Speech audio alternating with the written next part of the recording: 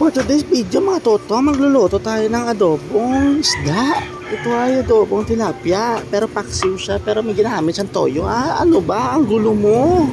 Dito, palagyan na natin ng toyo at lagyan na rin na natin ng mahiwagang suka na galing sa Dali, pero ibang brand yan. Dito lalagyan na natin ng betchin para mas lalong sumarap. At dito sinalang na natin at ito, luto na siya.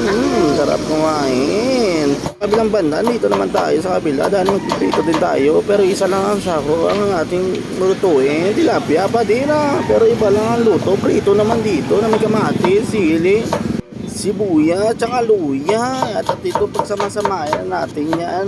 Hindi ito inihaw ito ay prito. Lagyan na natin ng toyo at yan, asinan na natin para manuot-nuot sa loob. Tapos niyan, lagyan natin betchin at isalang na natin sa kanyang ulo.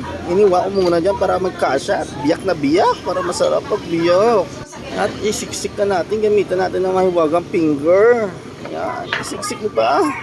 Diyan lagyan natin ng sili pang padagdag lasa. Lagyan natin sa labas at maya-maya naman para makain na natin siya. Puro tilapia, ang hilig mo talaga sa tilapia dong. Yan, masimasin lang natin ng todo para manood-nood ang lasa at lagyan na natin sa matik maya-maya. Lutuin na natin siya at yun na, sarap, bye-bye.